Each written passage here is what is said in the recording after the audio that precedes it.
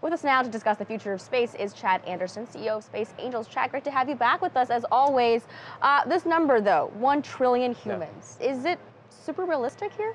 It's a long-term goal, and he said himself that he's not going to live probably to see it, but he's enabling the infrastructure now.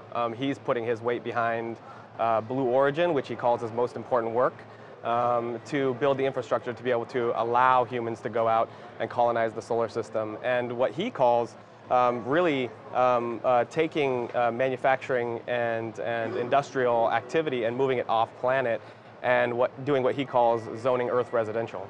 I mean, look, we're at 7.4 billion people in the world right now, so I feel like we're still a little a ways from that trillion number, right? Well, I mean, we are constrained here, whereas in space we would not be. So I think that that's his argument. But again, I mean, it's a long-term vision and something to aspire to, and a future that I think that he and many others believe is something worth building towards. Absolutely. Look, as we think about this, what is the sole goal for getting everyone up into space? What's driving this prediction? Human nature, I think, is probably a big part of it. We have always looked to push boundaries, to go to the highest mountains, to the bottoms of the oceans to explore. I think it's in our nature. And I think everyone has their own personal reasoning for this. Bezos himself has said, you know, it's to protect the planet, it's to allow humanity to expand and to grow as we naturally do, but also to zone Earth residential because it's such a precious gem in the universe and certainly in our solar system. Elon Musk certainly shares the same vision, but they have a different perspective on how to get there and what they're actually going to do in space. What is the difference between Elon Musk's vision of living in space and Jeff Bezos's? Well, Musk has really has said from the beginning, and the purpose of SpaceX is to colonize Mars, and he's well on his way to making that happen.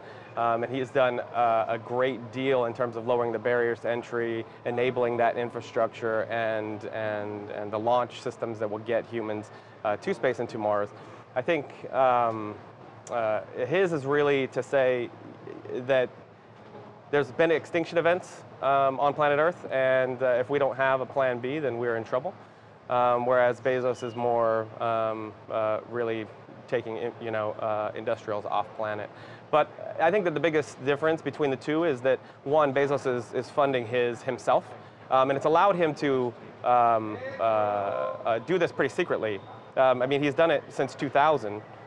With his own funding, and it's only really starting to come to the public consciousness now, and he's starting to become public about his company now, whereas Musk had to fund his company with public money, with private money, and so he's had to be more vocal and be out talking about what he's going to do in order to attract that investment. So that's a great point. I mean, Bezos is putting his own money into Blue Origin, $1 billion of Amazon stock a year.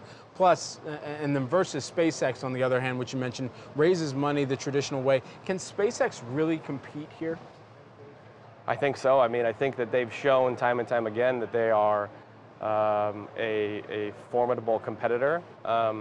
Remember, before SpaceX, there was a handful of defense contractors and one customer, the government. SpaceX did the impossible, and they did the impossible by being the resourceful entrepreneur that Elon Musk is, right? Getting the attention of Congress by putting his Falcon 1 rocket on the bed of a pickup, on a flatbed truck and driving it through Washington, D.C., right? These types of things. And so I think in terms of bringing the price down, in terms of reusability, launching and landing his rockets, these are all things that people thought were impossible.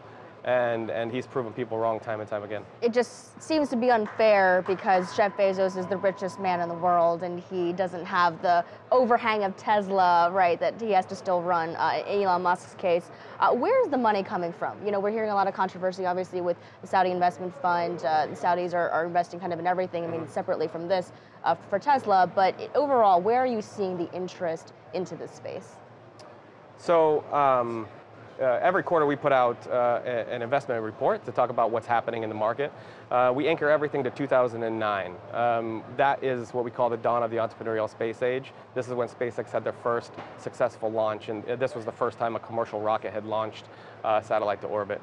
So the wave of innovation and entrepreneurship we've seen come on the heels of that has been astounding. So 16 billion over that period into 375 privately funded space companies. Again, going from less than a dozen, just 8 years ago. And so the lion's share of that's gone to, especially this year, into small launch vehicles. And there's been over $1 billion already just in this year put into small launch vehicles. Really validating our prediction that 2018 was going to be the year of small launch. Well, last night, Jeff Bezos actually said that, quote, we need thousands of companies. We need the same dynamism in space that we've seen online over the 20 years. We've got 375 now. When do we get to that 1,000 number that Bezos is predicting? Well, it's happening. And that he wants. Absolutely. It's happening really, really quickly. And his point is super valid. And he says that, the reason why we see so much innovation on the internet is because two people in their dorm room can create a company, right, in their pajamas. Right. And we're getting to that point in space. SpaceX has really done, it cannot be overstated the impact that they've had on this market, reducing the cost to get to space. And furthering that with their reusability of their rockets and things has really opened up space and allowed entrepreneurs to come in for the very first time to be able to build business plans, raise funding, and now execute. And as we're seeing the market start to mature, it's like any other nascent market that we've seen in the past, and it's all starting to feed on itself, right? And so the early companies, it took quite a bit more to get some traction, but today, you wouldn't build a small satellite company the way you did even 5 years ago. Today, you've got a whole wealth of partners, suppliers, customers that didn't exist 5 years ago, and so it's all accelerating. And I know you have some exciting investments that you can't share with us today, but soon. It's a busy week. Yes. I'm happy to come back and talk about it. Will do. Chad Anderson, who's the CEO of Space Angels, joining us here today on Cheddar. Thanks again, Chad.